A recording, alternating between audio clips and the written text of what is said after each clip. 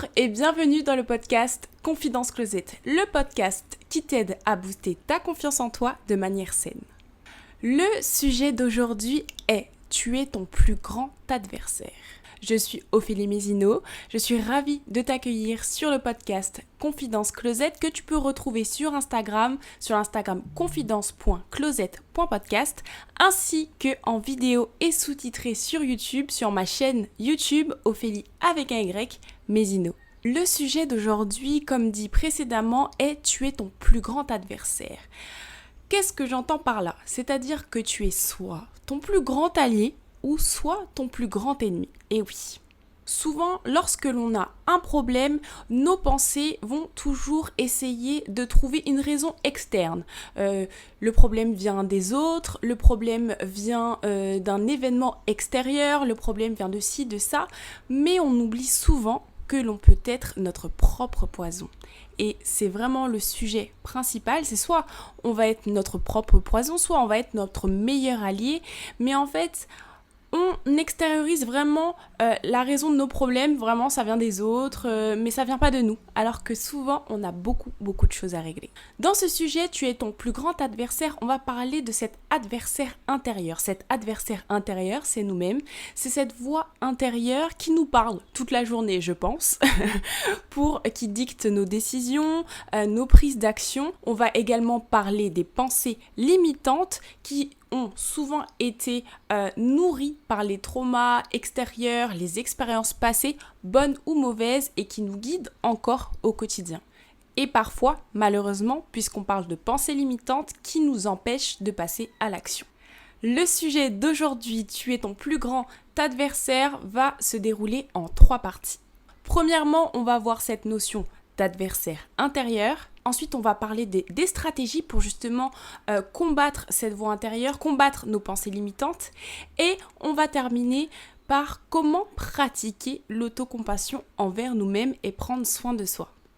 L'autosabotage, les pensées limitantes, le syndrome de l'imposteur, toutes ces problématiques qui nuisent peut-être à votre confiance en vous-même, à votre estime de vous-même, c'est le sujet global de ce podcast Confidence Closette. N'hésitez pas à écouter attentivement si ce type de sujet résonne en vous. J'ai hâte d'avoir votre retour en commentaire.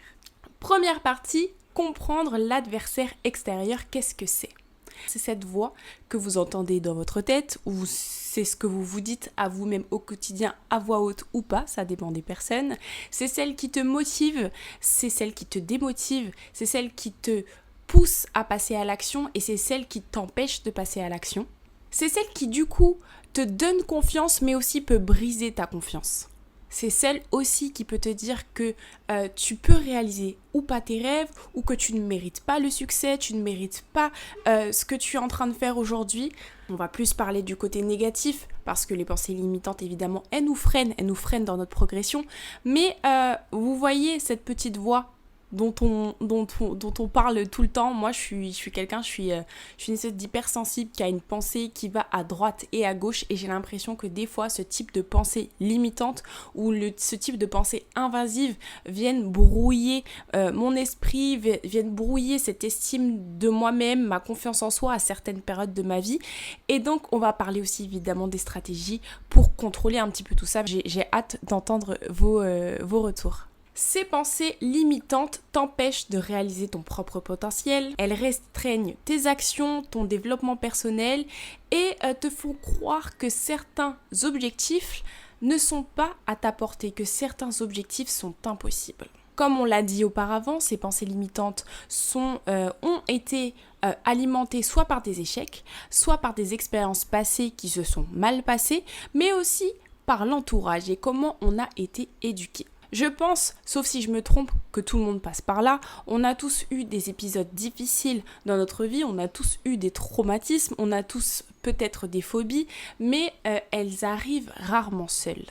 Il faut savoir que l'environnement familial nourrit aussi énormément les pensées limitantes. C'est d'ailleurs pour ça que le premier épisode de ce podcast était « La confiance en soi, ça vient d'où ?» pour comprendre les racines de votre manque de confiance en vous ou de votre confiance en vous, je vous invite à réécouter cet épisode parce qu'il va vraiment vous aider dans votre cheminement de vie et surtout concernant ce type de pensées limitantes pour savoir est-ce que vous avez des problèmes dans votre entourage familial, dans votre entourage professionnel, est-ce que vous avez eu des traumatismes quand vous étiez plus jeune, à l'école, etc., etc. Est-ce que vous avez été élevé dans une famille où par exemple il était tabou de parler d'argent et que du coup aujourd'hui lorsque vous essayez justement de progresser dans le milieu professionnel, vous avez cette pensée limitante comme quoi l'argent c'est pas bien, c'est mal, c'est sale, qu'importe, et est-ce que vous observez les conséquences de ce type de pensée limitante sur vous. Comme je le disais, les personnes qui sont proches de vous ont aussi un impact sur vos pensées limitantes. Les personnes qui s'inquiètent de votre avenir, qui eux ou elles ont peur de l'avenir parce que elles aussi, ces personnes ont entre guillemets hérité des pensées limitantes de leurs proches d'avant, parce qu'il faut savoir que l'environnement dans lequel vous êtes, les pensées limitantes dans lesquelles vous êtes, on va pas dire que c'est héréditaire, mais c'est un petit peu ça.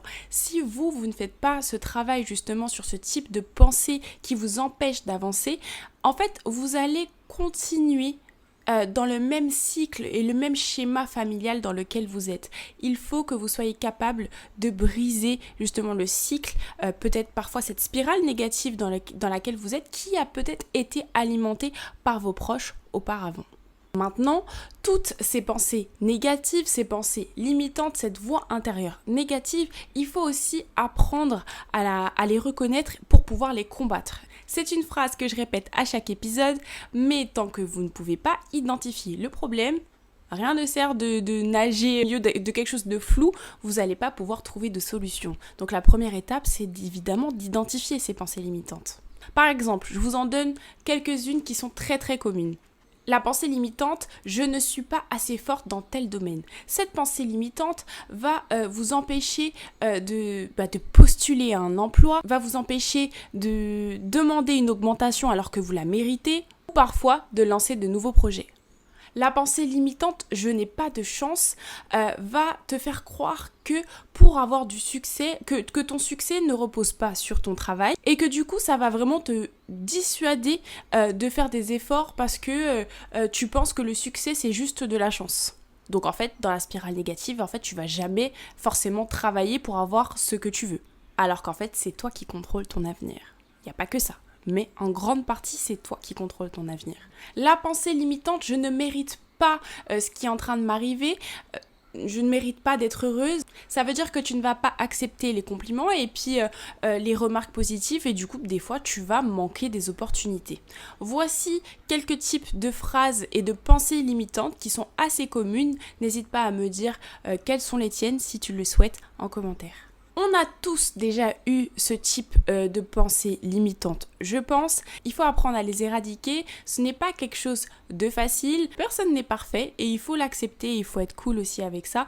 Mais il faudra faire un travail sur soi-même toute sa vie parce que différents événements arrivent dans votre vie, donc il y aura différents échecs, d'autres choses, et il faut faire un travail continuel justement pour que ce type de pensée ne vous affecte pas. Deuxième partie, quelles sont les stratégies pour justement combattre cet adversaire intérieur qui est vous-même, votre voix interne et votre pensée limitante?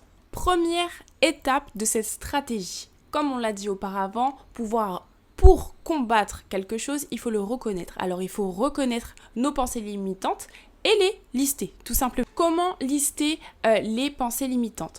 Premièrement, être souvent dans une autoréflexion, ne pas justement diriger nos pensées que sur ce qui se passe à l'extérieur, mais vraiment prendre du temps pour soi, prendre du temps pour savoir ce qui se passe dans notre tête, dans notre corps. Cela peut se passer, moi j'utilise beaucoup l'écriture par rapport à ça, donc vous pouvez faire des points, que ce soit mensuel, annuel, trimestriel, sur comment vous vous sentez, qu'est-ce qui s'est passé de bien ou de mauvais. Vous pouvez tenir un journal par rapport à vos émotions, un journal de gratitude, ou également avoir un thérapeute pour vous aider dans votre autoréflexion et aussi continuer à prendre soin de vous avec un professionnel pour pouvoir guérir toutes les blessures ou pas parce que je suis pas sûre que toutes les blessures... Peut-on guérir toutes les blessures? Ça, c'est une vraie question que je me suis jamais posée. Peut-on guérir toutes les blessures? Je ne sais pas, mais en tout cas, essayer de les atténuer pour qu'elles nous affectent le moins possible au quotidien. Prendre conscience pour affronter, c'est crucial. Je t'invite donc à prendre une feuille et un papier ou ton téléphone et noter les premières pensées limitantes qui aujourd'hui te viennent à l'esprit. C'est pas facile de se confronter à soi-même, de se confronter à nos problématiques, à nos peurs, mais tu verras que on peut y aller step by step, tu peux en prendre une, tu peux en prendre deux, mais note au moins 2-3 pensées limitantes si tu en as pas, vraiment, je suis super ravie pour toi, mais je t'invite à les noter et justement ça va te permettre d'en prendre conscience. Deuxième étape de cette stratégie pour lutter justement contre cet adversaire intérieur. La deuxième étape, c'est de questionner la validité de tes pensées limitantes. C'est-à-dire, je t'invite à te poser 4 questions. Par exemple, je n'ai pas les compétences pour réaliser cet objectif. Premièrement, d'où vient cette pensée limitante? N'oublie pas d'écouter le premier épisode du podcast Confidence Closet pour t'aider dans ta réflexion. Deuxième question, est-ce que cette pensée limitante est vraie? Es-tu sûr que cette pensée limitante est 100% vraie? Là, tu n'en doutes pas. Oui ou non, est-ce qu'elle est vraie? Si tu me dis qu'elle est vraie, troisième question que tu dois te poser, quelle preuve as-tu pour affirmer que cette pensée limitante est vraie? Voici les 3 ou 4 questions que tu dois te poser à chaque pensée limitante que tu auras mise sur ta feuille. Troisième étape de cette stratégie pour combattre cet adversaire intérieur, je t'invite à pratiquer la reformulation positive. On a déjà listé nos pensées limitantes sur un papier, sur ton ordinateur, qu'importe. On s'est questionné est-ce qu'elles étaient vraies ou est-ce qu'elles étaient fausses, qu'importe. On les reprend depuis le début, on prend la formule négative et on les transforme en formule positive. N'oubliez pas le pouvoir de la parole, l'impact que cela a sur vous. Ne pensez pas que c'est superficiel, que ça n'a pas d'impact en fait. Tout peut changer en fonction de ton point de vue, en fonction de ton prisme de vue. Je t'invite à regarder différemment tes problématiques d'aujourd'hui. Je te donne plusieurs exemples. La pensée limitante, personne ne m'apprécie. La reformulation positive serait « Je choisis de construire des relations positives et je suis digne d'amour et de respect. » Alors, ça ne veut pas dire qu'il ne faut pas se remettre en question si personne vous apprécie pour certaines raisons. Peut-être qu'ils ont raison. Moi, je ne suis pas là pour dire que vous avez tout bon, tout raison, etc. Mais en tout cas, ça pourrait être une option sur la pensée limitante « personne ne m'apprécie ». Une autre pensée limitante « je ne mérite pas d'être heureux ». La reformulation positive de ce point serait « je mérite le bonheur autant que n'importe qui d'autre et je travaille activement à le cultiver dans ma vie ». Une autre pensée limitante « je ne suis pas assez bon pour cela ». La reformulation positive serait « je suis capable d'apprendre et de m'améliorer en pratiquant ». Comme vous pouvez le voir, en fonction de votre angle de vue, de votre prisme de vue, si vous voulez changer justement ce type de pensée limitante, sachez que c'est possible et que rien n'est perdu. La 4e étape de cette stratégie pour combattre votre adversaire intérieur, c'est la visualisation. Je vous invite à vous visualiser, surpasser ces pensées limitantes dans votre tête, dans vos rêves, dans votre vie au quotidien. Je vous invite à penser à vous inclure dans ce type de pensée positive et vous dire aujourd'hui, c'est quoi mon rêve? On me dit je suis pas assez compétente dans ce domaine, je ne réaliserai pas mon objectif. Si vous voulez devenir PDG, je vous invite tous les jours à visualiser que vous êtes PDG d'une entreprise. Sachez que la manifestation, comme on dit en anglais, j'ai plus trop c'est la visualisation en fait. Le fait de penser à quelque chose dur comme fer, des fois ça fonctionne. Se visualiser à une place, se visualiser à un poste, se visualiser avec une médaille d'or autour du cou, sachez qu'en fait toutes vos actions et vos pensées vont se diriger pour atteindre cet objectif. Donc ne négligez pas le pouvoir de la visualisation. En faisant une liste de toutes tes pensées limitantes et t'imaginer les surpasser, en fait ça va vraiment réduire l'impact de tes pensées négatives, de t'imaginer avoir le succès par rapport à ce type de pensée limitante. Et ça va vraiment renforcer mentalement ta croyance en tes capacités. 5e étape pour combattre cet adversaire intérieur, c'est de définir des objectifs réalistes. Comme je le dis toujours, rien n'est impossible. Mais il ne faut pas sauter les étapes. Tous les rêves que vous avez en tête, sachez qu'ils sont réalisables. Parfois, il y en a qui partent de plus loin, d'autres ont déjà les clés en main.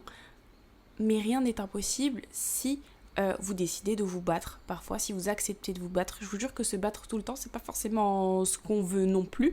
Mais sachez que si vous avez des objectifs aujourd'hui, ne pensez pas que c'est impossible. Il y a d'autres personnes qui l'ont fait avant vous, donc foncez. Cependant, pour ne pas perdre de la motivation, il faut se fixer des objectifs clairs et réalisables. C'est-à-dire que votre objectif qui paraît si lointain, c'est une succession de petits objectifs qui sont réalisables, qui sont clairs, dans lesquels vous avez une vision, vous savez que c'est possible et en fait l'enchaînement de ces petits objectifs va vous mener au succès. Donc en fait déjà de sectionner petit à petit votre objectif qui est peut-être astronomique pour certaines personnes en petits sous-objectifs va vous permettre vous de garder votre motivation, de garder un fil rouge et de ne pas perdre confiance en vous. Tu auras vraiment un sentiment de satisfaction après chaque objectif accompli. En fait, ça va te permettre de moins laisser place à tes pensées négatives qui peuvent être intrusives et du coup t'en tenir à un planning. Pourquoi tu vas être moins stressé par rapport à tout ça? Pourquoi? Parce que tu as une mission. Cette mission, c'est de terminer cette tâche en 10 jours, c'est de terminer cette tâche en 6 mois. En fait, tu sais quelles sont tes missions. Attribue-toi des missions, même pour ton bien-être personnel. Évidemment, cette mission doit se faire de manière graduelle et s'intensifier petit à petit avec le temps. Il est vrai que si vous avez un objectif immense et vous commencez par la dernière marche au lieu de la première, en fait vous allez échouer à cette marche qui est beaucoup trop haute pour vous et vous allez perdre confiance en vous et vous allez arrêter les démarches dans lesquelles vous êtes pour atteindre votre objectif. Donc faites des petits pas l'un après l'autre. Il faut vraiment être indulgent avec vous-même, ne sautez pas dans le ravin quoi, ça sert à rien. Enfin si, vous pouvez avoir de l'audace, mais des fois sauter dans le ravin, c'est se prendre une belle claque aussi. Et évidemment, quand tu atteindras un nouveau palier, aussi petit qu'il soit, n'écoutez pas les gens qui vont vous dire oui bon c'est rien, ça va, t'es pas encore arrivé à ton objectif. Célèbre tous les petits paliers que tu vas atteindre dans ta vie. Sache que l'incertitude, les doutes, ça fait partie de la vie, donc je t'invite à être indulgent avec toi-même. Et c'est le dernier chapitre que nous allons aborder aujourd'hui, pratique l'autocompassion. Qu'est-ce que c'est l'autocompassion? L'autocompassion, c'est la façon dont tu traiterais un ami. Comment traites-tu ton ami? Comment traites-tu ton meilleur ami? Tu l'écoutes, tu le conseilles, tu prends soin de lui, tu lui laisses le temps de parler, tu lui laisses le temps de s'exprimer. Normalement, même si un bon ami te dit la vérité, un bon ami te dit la vérité en ayant des mots qui te correspondent. C'est-à-dire que, encore une fois, ne négligez pas le pouvoir de la parole, ne négligez pas l'impact que la parole peut avoir sur vous. Parlez-vous à vous-même avec de la douceur, du respect, de la compréhension. Soyez compréhensif avec vos émotions, soyez compréhensif avec ce que vous vivez aujourd'hui. Ne vous auto-flagellez pas, ne soyez pas méchant envers vous-même. C'est pas grave, la période que vous êtes en train de vivre est peut-être difficile, les pensées limitantes que vous avez sont peut-être difficiles, mais il n'y a pas mort d'homme. Donc pratiquez l'autocompassion. Vous pouvez vous dire que vous êtes belle, que vous êtes beau, que vous êtes fort, que vous êtes puissant, mais soyez gentil avec vous-même. Prenez soin de vous comme vous prenez soin de votre mère en fait. Prenez soin de votre meilleur ami, d'une personne en qui vous croyez et voilà, pratiquez l'autocompassion. C'est pas quelque chose de facile de se dire que ce n'est pas grave, j'y arriverai mieux la prochaine fois, je suis pas quelqu'un de mauvais. Faites attention au vocabulaire que vous utilisez pour vous parler et au vocabulaire que vous utilisez dans votre dialogue interne. Vraiment, l'autocompassion, c'est pouvoir apprécier toutes ses formes, toutes ses facettes et vous abordez en fait l'échec d'une manière différente. Vous abordez plus l'échec comme des opportunités de grandir et pas comme des catastrophes. Par exemple, moi, en termes d'autocompassion, c'est quelque chose de très bête, mais qui va résonner chez beaucoup de femmes. Je fais attention par exemple à mon cycle hormonal et en fonction de mon cycle hormonal, l'autocompassion est hyper importante parce que je sais qu'à certaines périodes de mon cycle, je suis beaucoup plus fatiguée, je suis moins concentrée ou des fois j'ai énormément d'énergie. Donc des fois, c'est pareil dans la période de SPM, comme le syndrome prémenstruel, quand juste avant d'avoir mes règles, pendant cette semaine-là, je suis vraiment très très indulgente avec moi-même. J'ai du mal à être concentrée, j'ai souvent mal à la tête, je suis souvent fatiguée, mais je me traite de manière douce et gentille envers moi-même.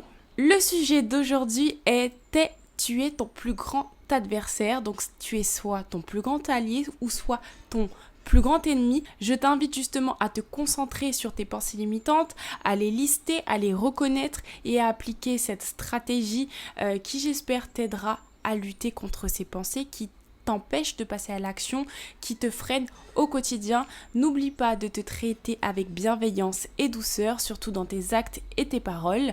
Je t'invite à liker cette vidéo sur YouTube ainsi que sur les plateformes de podcast et à suivre l'Instagram confidence.closet.podcast sur Instagram et à nous suivre évidemment sur YouTube. Plein de bisous les amours, à très vite.